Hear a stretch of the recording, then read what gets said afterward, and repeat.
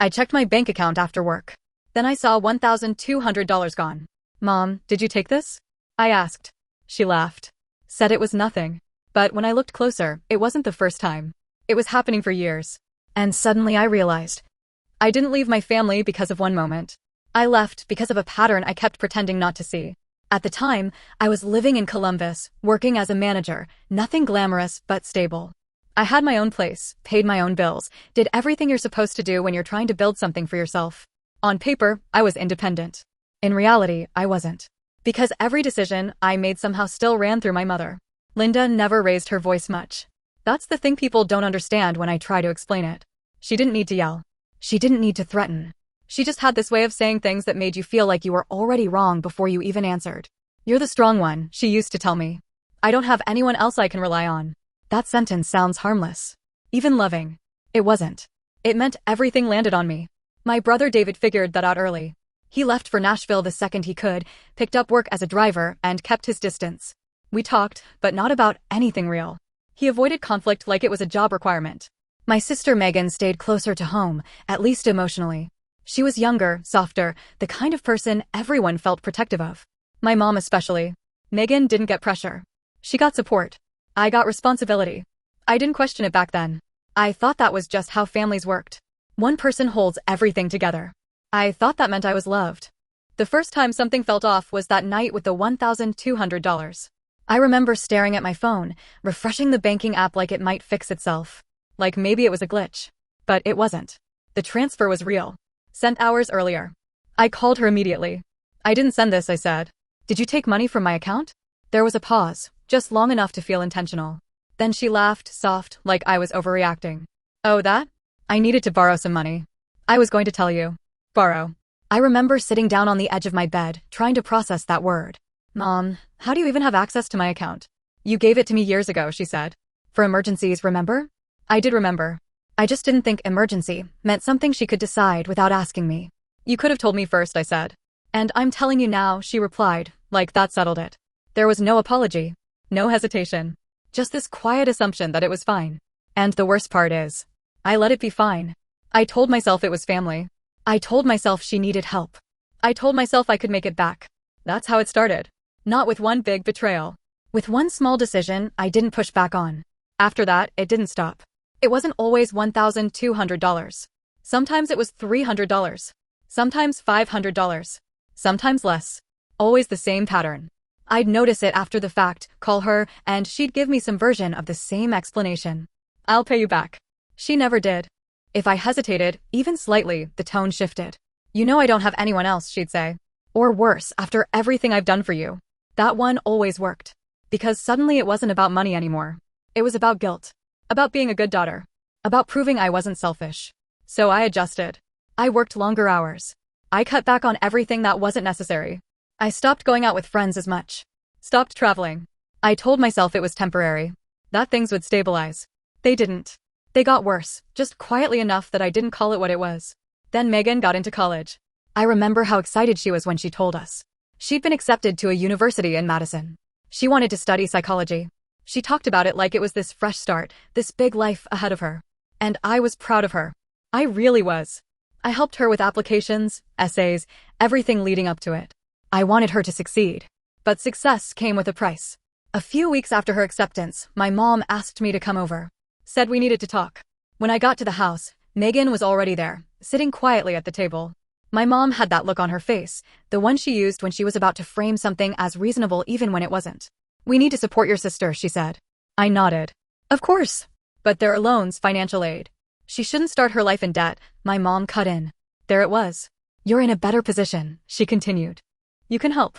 It wasn't a question. I could feel that same pressure building in my chest, the same feeling I'd had before every time I tried to push back. I already help, I said. I've been helping with bills. My mom sighed, like I was being difficult. You always make things about money. That line hit harder than it should have. Because it wasn't about money. It was about the fact that I was tired. But somehow, that always got twisted into me being selfish. Megan didn't say anything. She just looked down at her hands. And I said yes. Of course I did. Because saying no didn't feel like an option. It felt like betrayal. That's the part no one really understands. I wasn't forced. I just didn't know how to stop. For the next 2 years, Everything I had went into keeping things running. Tuition payments, household bills, random borrowed amounts that never came back. My life got smaller without me even noticing. I stopped doing things for myself. Stopped thinking about what I wanted long term. Every decision was filtered through one question: how will this affect my family? At one point, my boss, Karen Martin, called me into her office.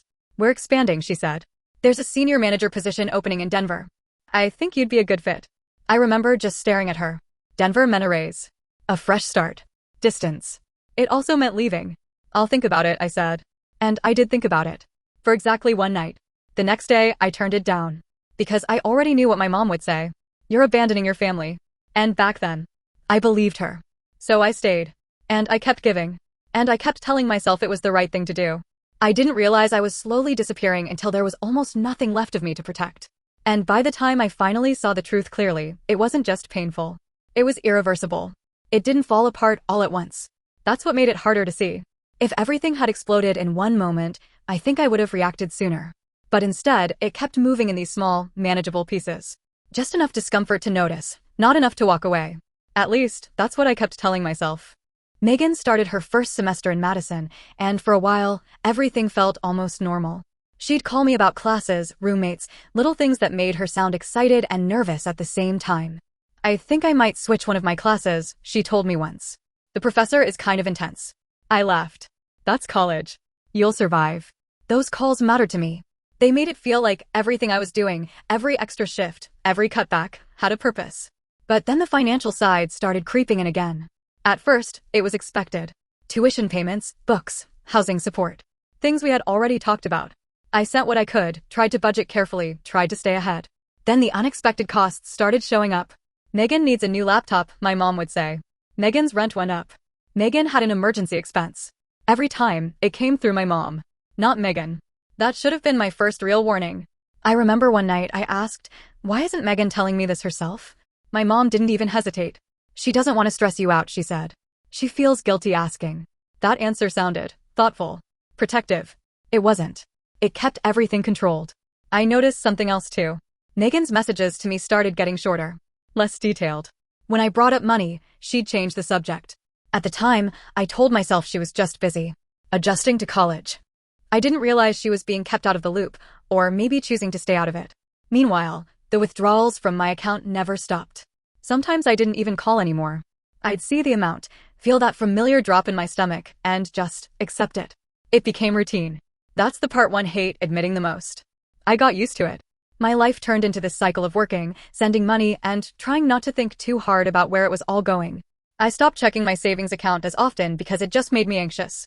I stopped making plans that involved spending money because I knew something would come up. And every time I felt that quiet frustration building, my mom had a way of dissolving it. "You're doing such a good thing," she'd say. "Not everyone has a daughter like you." Or, "One day, Megan will appreciate everything you've done." It kept me in place. Because it made it feel like this wasn't just obligation. It was something meaningful. Something I should be proud of. But pride doesn't pay your bills. And it doesn't replace the life you keep putting on hold. The breaking point didn't come from one big demand. It came from something smaller. Something that shouldn't have mattered as much as it did. It was my birthday. I wasn't expecting anything big. I hadn't celebrated properly in years. But I thought maybe dinner, a call, something simple. Megan texted me that morning. "Happy birthday. I'll call you later." My mom didn't say anything until the afternoon. When she finally called, it wasn't to wish me happy birthday. It was about money. "I need you to send $600 today," she said. I remember standing there in my kitchen, phone pressed to my ear, just waiting. Waiting for the rest of the conversation. For the happy birthday. For anything that made it feel like I wasn't just a resource. It didn't come. "Mom," I said slowly, "it's my birthday." There was a pause. Then I know. "That's why I didn't want to bother you earlier." Like that made it better. I don't know why that moment hit me the way it did. It wasn't the amount. It wasn't even the request. It was the realization that there was no space for me anymore. Not as a person. Just as support. I sent the money. Of course I did. But something shifted after that. Not loudly. Not dramatically. Just enough that I started noticing things I had ignored before. Like how my mom never actually talked about her own finances in detail. It was always vague. Always urgent, but never specific. Like how Megan never directly asked me for help, even though I was supposedly supporting her education. Like how every conversation somehow circled back to what I could give, what I could fix, what I could sacrifice. And how no one ever asked what I needed. A few weeks after that, Karen called me into her office again. The Denver position is still open, she said. Are you sure you don't want to reconsider? I hesitated. That was new. Before, the answer would have been immediate. No, I can't leave. My family needs me. But this time, I thought about it. About space. About distance. About what my life might look like if I wasn't constantly reacting to someone else's needs. I'll think about it, I said again. And this time, I meant it.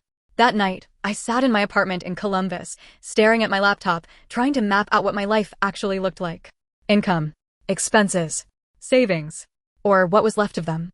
I started going through my bank statements properly for the first time in months. Line by line. At first, it just looked like what I expected. Payments I remembered. Bills. Transfers. Then I started noticing patterns. Regular withdrawals I hadn't fully registered before. Amounts that added up faster than they should have. Dates that lined up a little too perfectly. And something else. Notes. Some of the transfers had labels attached. Not from me. From the receiving account. Short phrases. Household support. Monthly help. Nothing about loans. Nothing about temporary. Just expected. I felt this slow, creeping unease settle in my chest. Because suddenly, it didn't look like help anymore. It looked like a system. And I was at the center of it. I didn't confront anyone that night. I didn't call my mom. I didn't ask questions. I just sat there, staring at numbers that didn't feel random anymore. For the first time, I wasn't just reacting. I was paying attention. And once I started seeing it clearly, I couldn't unsee it. A few days later, my mom asked me to come over. Said she needed help with something on her laptop. And I almost said no. Almost. But I went anyway. Because part of me still believed there was a version of this story where everything made sense. Where there was an explanation that didn't hurt. I just didn't know yet that I was about to find something that would make leaving the only option left. I said nothing on the drive over. Columbus felt smaller that night. Or maybe it was just me. Every street looked familiar in a way that suddenly felt heavy. Like I was seeing it from the outside for the first time. When I pulled into the driveway, the house looked exactly the same. Lights on. Curtains half open. Nothing dramatic. Nothing that hinted at what I was about to find. Inside, my mom was already in the kitchen. Hey, she said casually, like any other night. Laptop's on the table. It's doing something weird with email again. I nodded. Took off my jacket. Tried to act normal. That's the strange part about moments that change everything. They don't feel big when they start.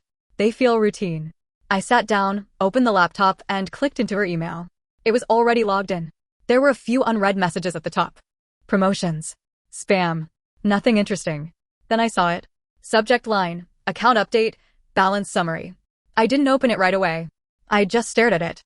Because something about it didn't fit the version of reality I'd been living in. My mom didn't talk about accounts. She talked about bills. About not having enough. About needing help. Not balance summaries. I should have ignored it. I didn't. I clicked. The email opened cleanly. No confusion. No complicated language. Just numbers. Account name. Recent activity. Current balance. $82,347.16. I blinked. Actually blinked, like my eyes needed to reset. 82,000. For a second, my brain tried to explain it away. Maybe it wasn't hers. Maybe it was some shared account. Maybe I was misunderstanding. But then I scrolled. Transaction history. Small deposits. Consistent. Over time. And next to them, notes. Household support. Monthly help. Transfer. SD. SD. My initials. I felt this cold, hollow feeling drop into my stomach. I kept scrolling. Month after month. Year after year. Not random. Structured. Planned. It wasn't borrowing. It wasn't emergencies. It was a system. And I was funding it. I don't remember closing the email. I don't remember standing up. The next thing I remember clearly is my mom walking back into the kitchen. You figure it out? She asked. I turned slowly. You have $80,000. She stopped. Just stopped moving. Her expression didn't change right away. It wasn't shock. It wasn't panic. It was calculation. You weren't supposed to see that, she said. That was it. No denial. No explanation. Just that. I felt something inside me shift, like a lock clicking open. How long? I asked. She frowned slightly. What? How long have you been taking money from me while saving it? Her jaw tightened. I wasn't taking it, she said. I needed it. I laughed. I didn't mean to. It just came out. You needed it? I repeated. You have $80,000. That's my security, she snapped. I have to think about the future. And I don't. I said. You're young, she replied immediately. You can recover. There it was. Clear. Simple. Final. You can recover. Like that explained everything. Like that made it okay. I stared at her, waiting for something else. An apology. A moment of guilt. Anything that showed she understood what she'd done. It didn't come. Instead, she crossed her arms. I raised you, she said. I sacrificed for you. The least you can do is help when I need it. That word again. Help. I thought about every late night. Every paycheck I stretched. Every plan I canceled. Every opportunity one turned down. All of it reframed in one sentence. The least you can do. I felt strangely calm. Not angry. Not loud. Just done. Megan doesn't even know, does she? I asked. My mom hesitated. She doesn't need to worry about these things. Of course she didn't. Because Megan was protected. And I was the one paying for it. I nodded slowly. Then I closed the laptop. I'm going home, I said. My mom scoffed. Don't be dramatic. I didn't respond. Because for the first time, I realized something important. This wasn't a misunderstanding. This wasn't something we could talk through. This was who she was. And I had been choosing not to see it. I walked out of the house without saying anything else. No slammed door. No final speech. Just silence. The drive back to my apartment felt different. Not emotional. Not chaotic. Quiet. Like something had finally settled into place. By the time I got home, I already knew what I was going to do. I didn't need to think about it. I didn't need to weigh options. Because there weren't any. I packed one bag first. Then another. Clothes. Essentials. Documents. I moved through my apartment like I was on autopilot. At one point, I stopped and looked around. At everything I had built. And how little of it actually felt like mine. I picked up my phone. Scrolled to my mom's contact. And blocked it. Then Megan. Then David. Not out of anger. Out of clarity. Because I knew if I left even one line open, I'd get pulled back in. I changed my banking passwords. Removed all shared access. Double-checked everything. Closed every door I could think of. By midnight, I was in my car. Engine running. Hands on the steering wheel. And for a second, I hesitated. Not because I didn't want to go, but because I knew what this meant. There was no version of this where I left and everything stayed the same. This was it. I exhaled. Then I pulled out of the parking lot. And I didn't look back. The first thing I noticed in Denver wasn't the city. It was the silence. No constant notifications. No missed calls. No messages asking for money, updates, help, explanations. Just quiet. The kind that feels strange at first, like something is missing, and then slowly starts to feel like space. I moved into a small apartment a week after I arrived. Nothing fancy. Just enough. A bed, a table, a couch that felt too big for one person. It didn't feel like home right away, but it felt like mine. I started the new position a few days later. Same job, just more responsibility, more pressure, better pay. People expected things from me there too, but it was different. It was contained. When I left the office, it stayed there. No one followed me home. No one expected me to fix their life. That alone felt unreal. The first month was the hardest. Not because I missed them in the way people assume, but because I didn't. And that made me feel like something was wrong with me. I kept waiting for the guilt to hit harder, for the regret to show up and drag me back. But instead, what I felt most of the time was relief. And that scared me, because it meant I hadn't left something good. I had escaped something I didn't want to name. I built a routine slowly. Work, groceries, quiet nights. I started checking my bank account again without that drop in my stomach. I watched my savings grow for the first time in years. No unexplained transfers. No borrowed money. Just stability. But every now and then, something would hit me out of nowhere. A random thought. A memory. The way my mom used to say my name when she needed something. And I'd wonder if I overreacted. If I should have stayed and tried to fix it. If walking away without explaining made me just as bad as they probably said I was. Because I knew they were talking. I knew the story they were telling. She abandoned us. She left for no reason. She thinks she's better than us now. I could hear it, even without being there. And part of me hated that I didn't correct it. But a bigger part of me knew, if I opened that door again, even just to explain, I wouldn't be able to close it the same way. So I stayed silent. Months passed. Then almost a year. I didn't hear from any of them. Not directly. And I told myself that was better. Until one night, there was a knock on my door. I wasn't expecting anyone. I remember standing there for a second, just staring at the door, trying to decide if I should ignore it. Then I opened it. David was standing there. He looked older. Not in a physical way exactly. Just worn down. Like life had been pressing on him in a way he couldn't avoid anymore. For a second, neither of us said anything. Then he let out a small breath. So this is where you've been. I didn't invite him in right away. Why are you here? I asked. He shifted his weight, glanced past me into the apartment. Can I come in? I hesitated. Then I stepped aside. We sat across from each other in silence for a moment.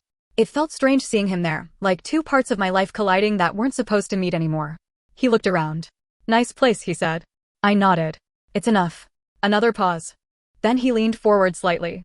"Mom's been telling everyone you abandoned us." I let out a small laugh. "Of course she had." "That sounds about right," I said. He didn't smile. "She doesn't understand why you left," he added. I looked at him. "Does she really not understand?" I asked. He hesitated. And that was my answer. We sat in that silence for a few seconds before he spoke again. "She's running out of money." That caught me off guard. Not because I didn't expect consequences, but because I hadn't thought about what they would actually look like. "What do you mean?" I asked. He rubbed the back of his neck. "She's been using that account," he said. "The one she never told anyone about." I felt something twist in my chest. "How do you know about that?" I asked. He gave a short, humorless laugh. "Because she finally had to tell someone," he said. "Things aren't adding up anymore." Of course they weren't. Because I wasn't there to fill the gaps. "Megan had to take out loans," he continued. "She's not happy about it." That part hit differently. Not guilt exactly. Just reality. Because that was always going to happen eventually. I just delayed it. David looked at me carefully. "She keeps saying you left for no reason," he said. "That you just walked away." I didn't respond. Because from their perspective, that's exactly what it looked like. He leaned back slightly. "Are you ever coming back?" he asked. There it was. The question I'd been avoiding for a year. I stared at the floor for a second, thinking about it. About everything. About the kitchen. The email. The numbers. The words. "You can recover." I looked up at him.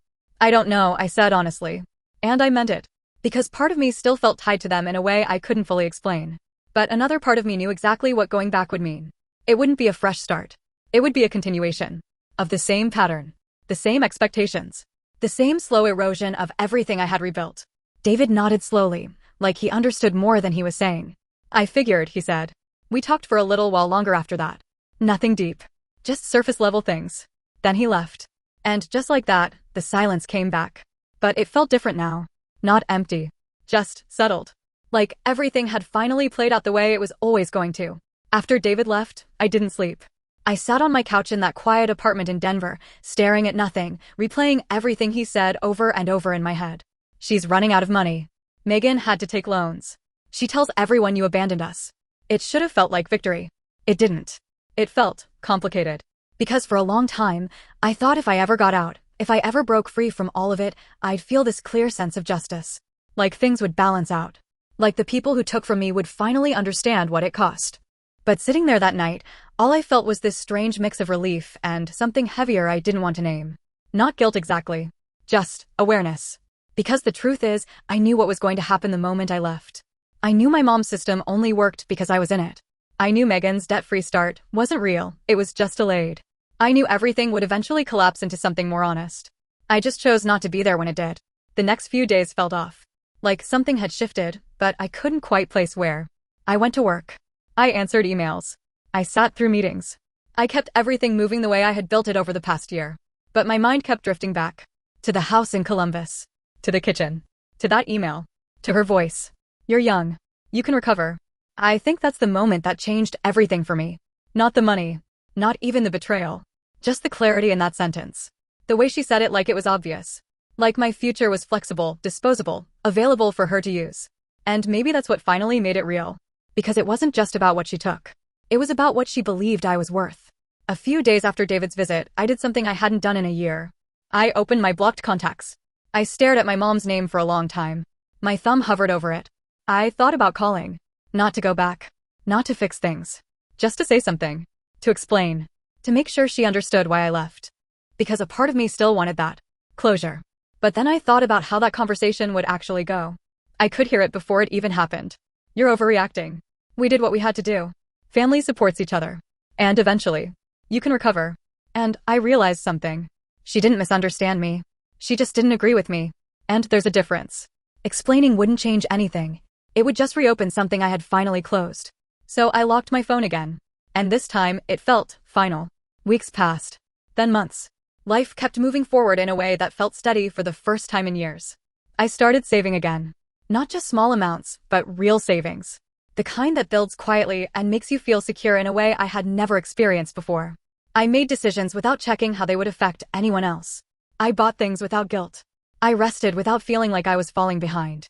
And slowly, something I hadn't noticed before started to come back. Myself. Not the version of me that existed to support everyone else. The version that had opinions, limits, boundaries. The version that could say no and not immediately feel like a bad person. That part of me had been gone for so long I didn't even realize it. Until it came back. Every now and then I'd still think about them. About Megan, mostly. I wondered if she ever questioned things. If she ever connected the dots. If she ever realized that the life she thought she was being given had a cost someone else was paying. I wondered if she resented me now. Or if one day, she might understand. As for my mom, I stopped trying to figure her out. Because I already had. And that was enough. A year ago, I thought leaving meant losing everything. My family. My identity. The role I had built my entire life around. But now, I'm not so sure. Because what I lost was something that was slowly taking everything from me anyway. And what I gained wasn't loud or dramatic. It was quiet. It was stability. It was the ability to exist without constantly feeling like I owed someone something just for being there. Sometimes I still question it. Late at night. In small moments. I think about what it would look like to go back. To sit down across from her and finally say everything I didn't say that night. To explain the numbers. The patterns. The way it all felt from my side. To ask her if she ever saw me as more than just support. And part of me wonders if that conversation would change anything. Or if it would just confirm what I already know. Because at the end of all this, there's still one question I can't fully answer. Not for myself. Not for anyone else. If I had stayed, if I had kept giving, if I had tried harder to fix it, would that have made me a better daughter? Or did walking away, without explaining, without looking back, make me finally choose myself for the first time in my life? I still don't know which one is worse.